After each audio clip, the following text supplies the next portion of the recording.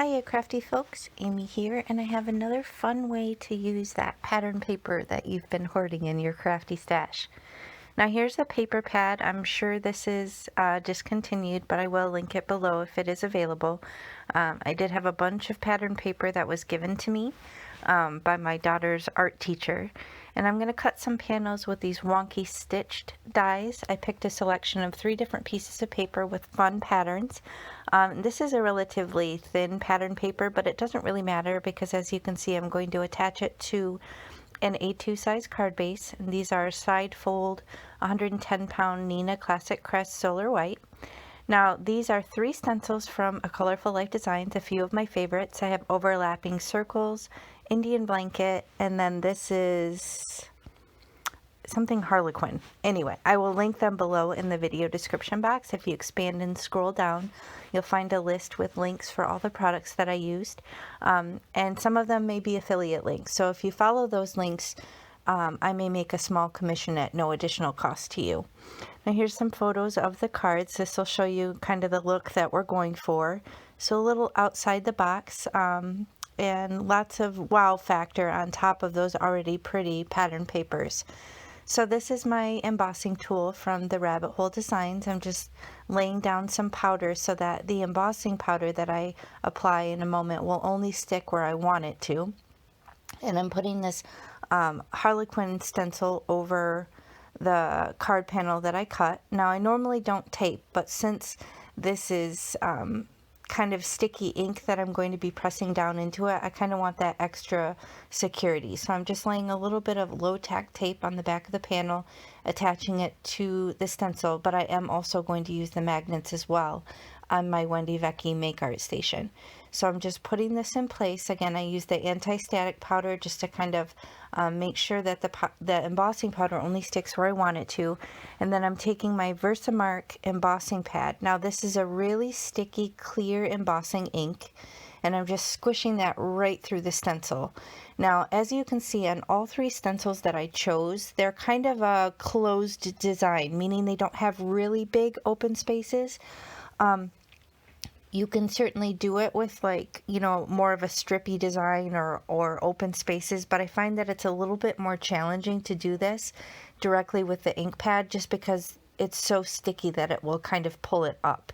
So that's why I have kind of smaller openings on the stencils that I chose for this technique.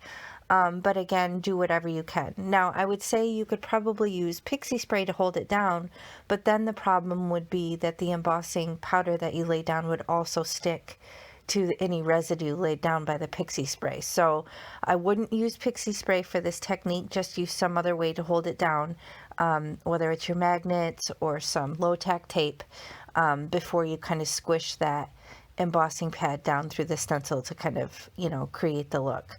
So I'm just pouring that residual back in. This is a wow embossing powder. This has glitter. Now usually with glitter I kind of heat from below, but like I said, this paper is pretty thin, and it was kind of flopping all around, and I didn't want to knock the embossing powder off. So I am kind of coming at it from the top, which I normally wouldn't, but it ended up working out okay. But as you know, with glitter, it can be a bit of a mess, but it does have a beautiful end result, so I'm glad that I used it on this. And you can still see the pattern of the pattern paper. It's almost a little bit translucent, but when you turn it to the side and it catches the light, then you can really see that wow factor of the embossing.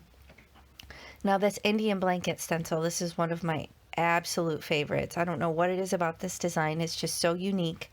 And it's really fun to ink blend with, and I've made some really cool simple, more gender neutral or masculine cards with this pattern. But this I thought was a really cool complement to the stripes on the pattern paper, just because it really kind of stands out off of the background.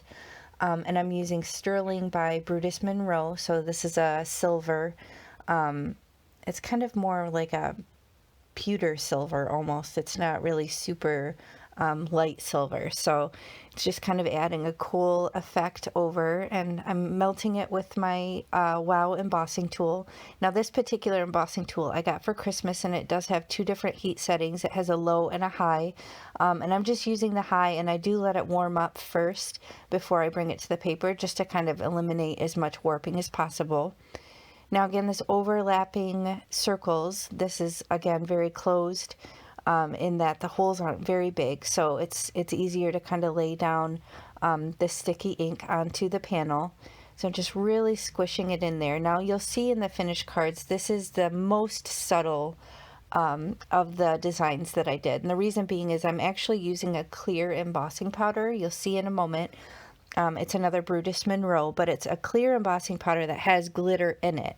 So I really didn't want to take away too much from this pattern paper just because I thought it was a really pretty design.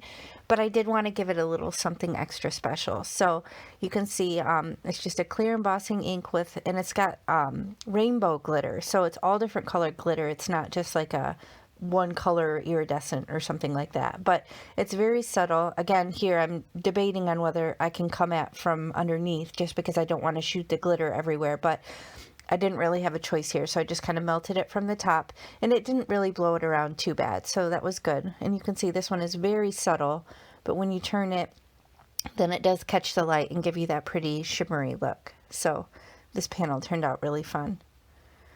So I'm just going to attach these to card bases. I used some either tape runner. I think I did tape runner on the first one and it didn't quite hold it down well enough. So then I did end up using score tape right along the edge just to really keep it down because it can get a little bit, you know, warpy when you apply the heat and because the pattern paper isn't very thick.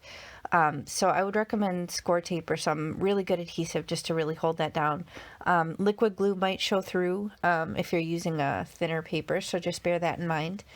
And here you can see I'm shopping my sentiment book. If you've watched my other videos, you know I'm a batching lady, so I have a lot of the components ready to go. I have a sentiment book and I have a critter book where I have like stamped and colored cutout critters ready to go. So this is just a 3-ring binder, and I do use baseball card pocket protector sheets, and I will link those below. I get them from Amazon. But you know, if the moment strikes, I'll kind of just sit there watching a movie and die cut out a bunch of sentiments and things like that. Now this is a nested die that I got from scrapbook.com, and I haven't given this a lot of love yet, so I thought I would use this to kind of add a different element onto one of the cards. But when I cut into it, I kind of forgot, oh yeah, it's borders. So I was going to see how it looked with just this light brown or this craft colored cardstock, but then I thought, I'm going to bring in another color. So I die cut the same die again out of a blue cardstock. Again, this is an expensive, I don't even know what brand it is, probably a 65-pound cardstock. And then I decided to use both colors and then this whole holographic hello die cut. So I'm just going to assemble these pieces, use some liquid glue to hold this down. I'm kind of putting it in a strange place on the card. I know it's kind of an odd composition, but I don't know, it's what struck me at the moment. So, and this border has this really cool like embossed flower around the edge. So this inspired me for a future video to bust out these dies again because they need some more love, and I have a kind of a fun, not as intended idea to use with that. So watch for that video to come. And speaking of that, if you do want to be notified when I post new videos, be sure to hit the bell. It's next to the thumbs up, which is liking the video, and then when you subscribe, there's also a bell, and then you'll be notified whenever I post new videos. So be sure to do that if you're interested in being notified. But I'm just using some liquid glue to glue down the hello. And then I have my beloved simple strips. These are from Tailored Expressions. So the stamp, the die, as well as those cool storage boxes, everybody asks about those. Those all come from Tailored Expressions. So I'll link Tailored Expressions below. You can check out that shop. There's all different sets of these simple strips, and I use them all the time. So as you can see, I was planning on using liquid glue there, but then I don't know, something about it, I wasn't feeling it. So I busted out these little foam strips, and I did just kind of wipe off that liquid glue with my finger, and then it ends up being covered by the simple strip when I lay that down with the foam tape. So this gives it a little bit of dimension, but overall it's still pretty low profile. It doesn't have a whole lot of bulk. And here's the finished cards. I have this congratulations one. This one is for my friend who just recently got a promotion in a new job, so I'm very excited for her. So I wanted to make her a card special.